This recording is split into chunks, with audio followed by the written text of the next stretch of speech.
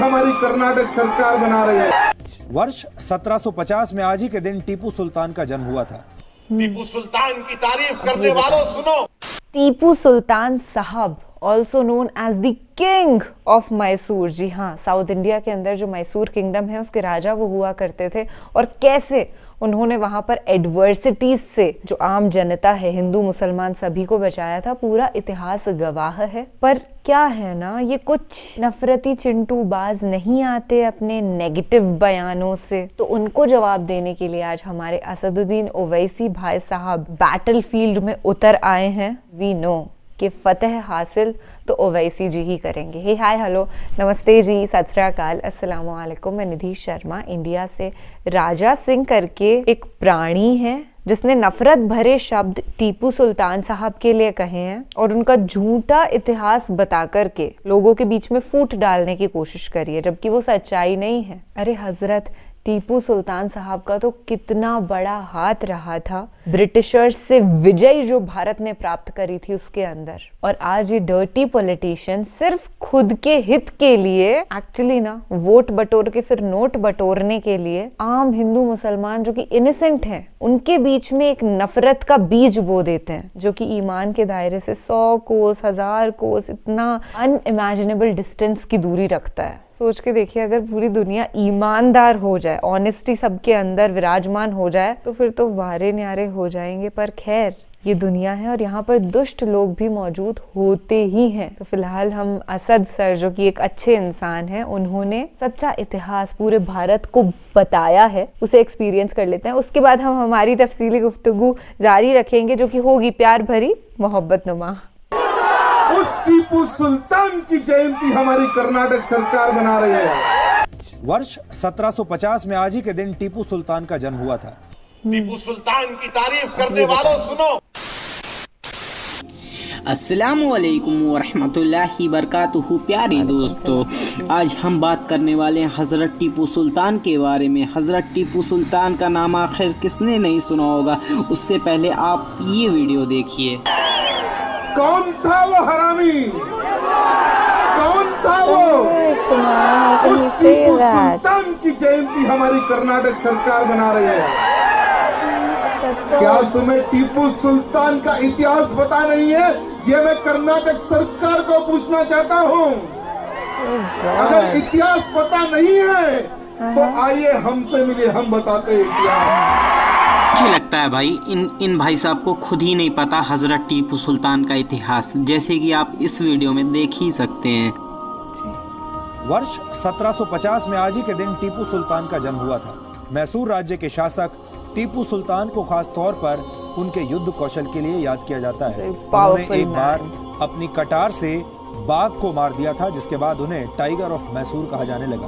टीपू सुल्तान का नाम मैसूर सिल्क उद्योग को बढ़ावा देने और खास तौर पर रॉकेट दागने वाली तोपों का विकास करने के लिए इतिहास में दर्ज है। टीपू सुल्तान की मशहूर तलवार लंदन के ब्रिटिश संग्रहालय में लंबे समय तक रखी रही और 2004 में हुई एक नीलामी के बाद ये तलवार वापस भारत लाई गई थी।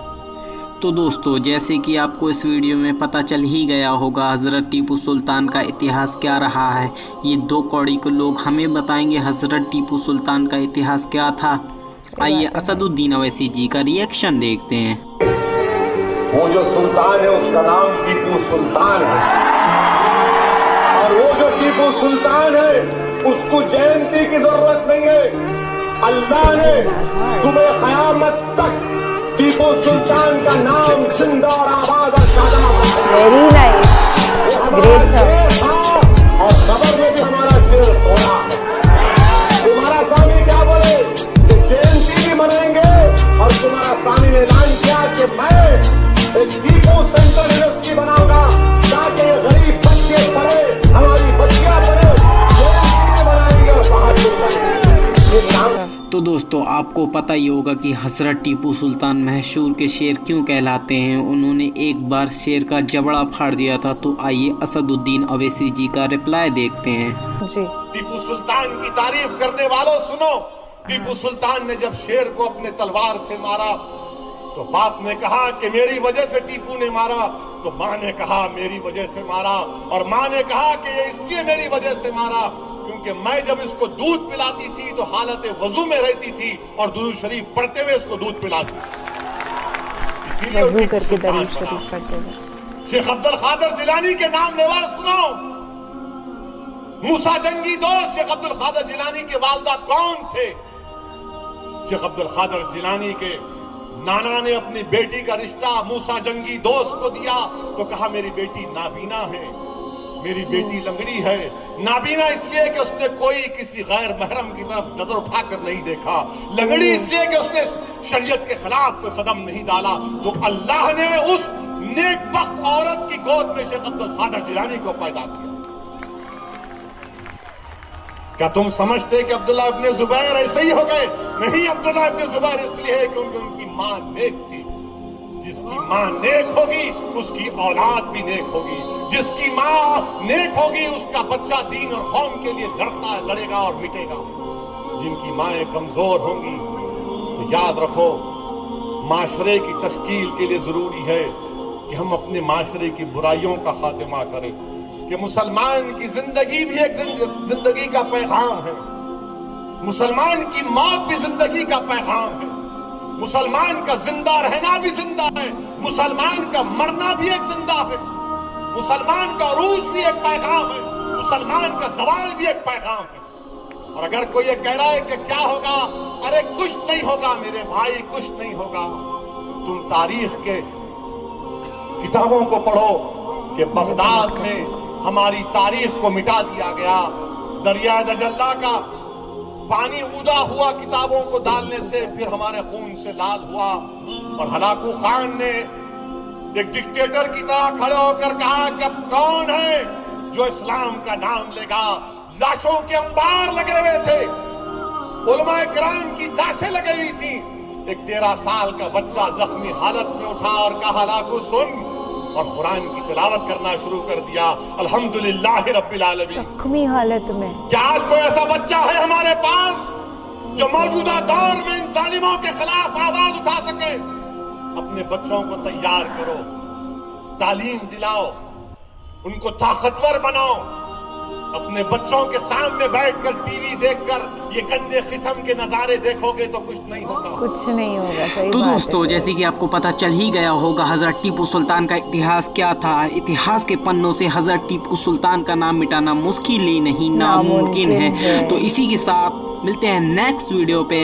110% सही बात कही है सदुद्दीन ओवैसी सर ने कि ये टीवी पर बेहया चीजें देखने से कुछ नहीं होने वाला है। अपने बच्चों को, खुद को इनफैक्ट आप तालीम हासिल करवाएं, अच्छा पढ़ें लिखें, आगे बढ़ें जिंदगी में, तभी जाकर के कोई चेंज क्रिएट हो सकता है। वो दौर अलग था। हजरत टीपू सुल्तान साहब ने उस समय किस तरीके से एक क्रांतिवीर की तरह स्टेप उठाया था, जैसा उस टाइम रिक्वायर्ड था, है ना। और अभी दौर चेंज हो गया है तो स्टेप उठाना है हमको। तरीका हमारा अलग होगा, पर हाँ जालिम आज भी उतने ही मौजूद हैं और उनके खिलाफ हमें कड़ा कदम उठाना ही होगा। आज हम ये वीडियो क्रिएट करते हैं ना, तो अपने चैनल के जरिए ये पॉजिटिविटी स्प्रेड हो रही है, लोग जागरूक हो रहे हैं कि इस्लामोफोबिया गलत है, खराब है। ऐसी कोई चीज असलियत में एग्जिस्ट नहीं करती। वो तो बस सरकार को डिवाइड करके रूल करना है ना। क्या है, हिंदू लोग जितने भी सनातनी हैं उनको कट्टरवाद के अंदर घुसाना चाह रही है सरकार,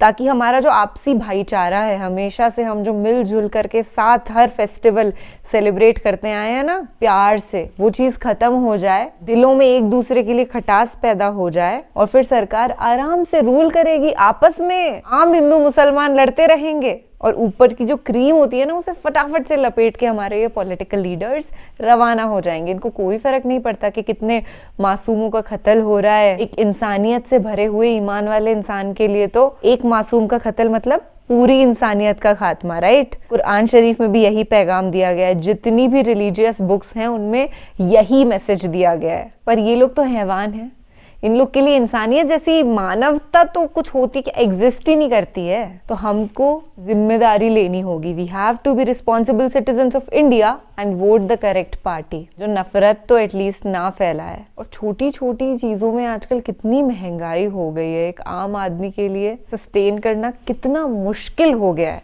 फिर भी लोग अंधभक्ति की पट्टी लगा करके लिटरली मोदी सरकार को वोट दे रहे हैं. So I hope everybody who is watching this video must have got a lot of inspiration after watching this. और जितने अंधभक्त देख रहे हैं अगर, उनको यही कहना चाहूंगी कि यार get back to your senses. बहुत ही अच्छा लगा सदुद्दीन ओवैसी सर के ख्यालात सुन करके, और उन्होंने बड़े बड़े क्रांतिवीरों के नाम हमारे सामने लिए. एक उत्साह जिंदगी के अंदर क्रिएट होता है, एक मोटिवेशन मिलती है to do something for our country and we will do it. ख्याल रखिएगा अपना और अपने सभी घर वालों का. खुश रहिएगा और मुस्कुराते रहिएगा, क्योंकि फर्स्ट ऑफ ऑल सुन्नत है एंड सेकेंड ऑफ ऑल अल्लाह सुब्हान व तआला को भी ना स्माइलिंग फेसेस ही पसंद है, बहुत ज्यादा वो भी.